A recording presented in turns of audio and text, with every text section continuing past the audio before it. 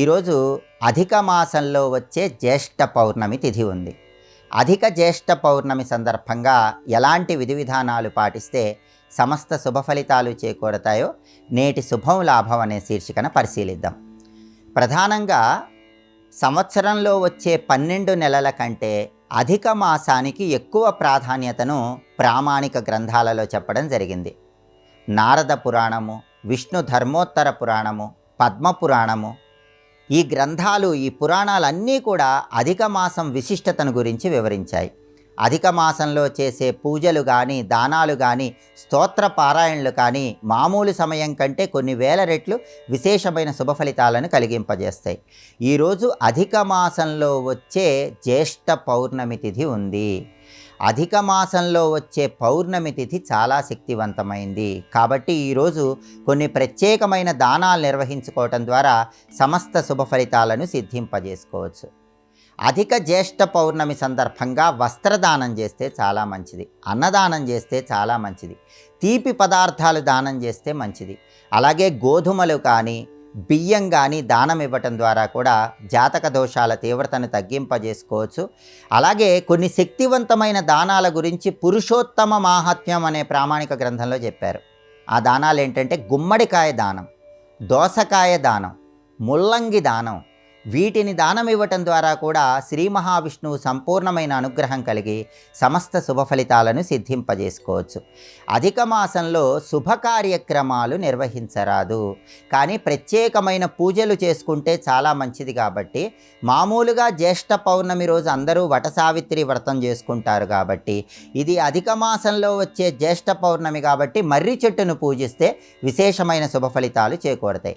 సహజంగా అధిక మాసంలో నోములు, వ్రతాలు ప్రత్యేకమైనవేవి ప్రారంభించరు, కానీ పూజలు ఎక్కువ ఫలితం ఇస్తాయి. కాబట్టి ఈరోజు మర్రి చెట్టును పూజించడం ద్వారా అద్భుతంగా విష్ణు కృపకు సులభంగా పాత్రలు కావచ్చు. కాబట్టి మహిళామణులందరూ దగ్గరలో ఉన్నటువంటి మర్రి చెట్టు దగ్గరకు వెళ్ళి మర్రి చెట్టు దగ్గర దీపాన్ని వెలిగించి మర్రి చెట్టు చుట్టూ ప్రదక్షిణలు చేస్తూ ఓం పురుషోత్తమాయ నమః అంటూ శ్రీ మహావిష్ణువుకు సంబంధించినటువంటి నామాన్ని మనస్సులో స్మరించుకోవాలి.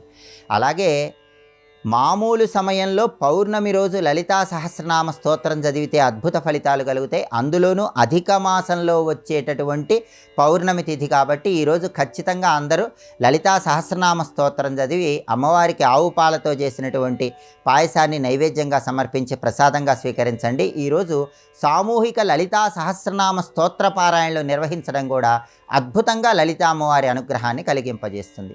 అలాగే పౌర్ణమి రోజు చాలామంది సత్యనారాయణ స్వామి వ్రతాలు నిర్వహిస్తూ ఉంటారు.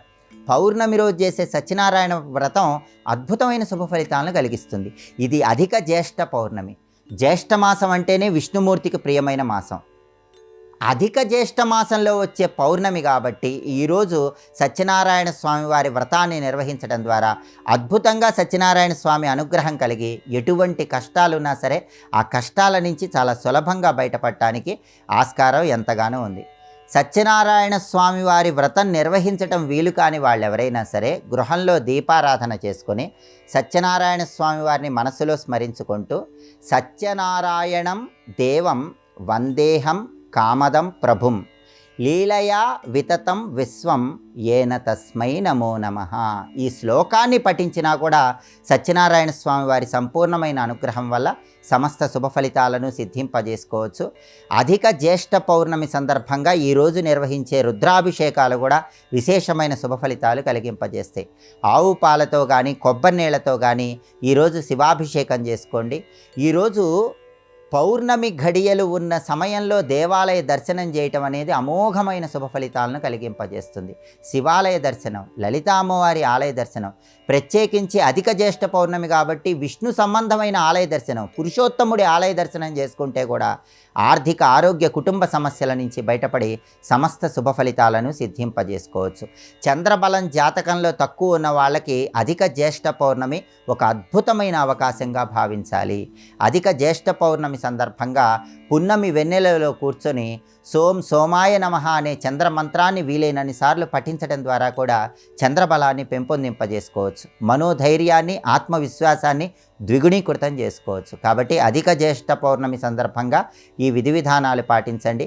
సమస్త శుభ ఫలితాలను సిద్ధింపజేసుకోండి.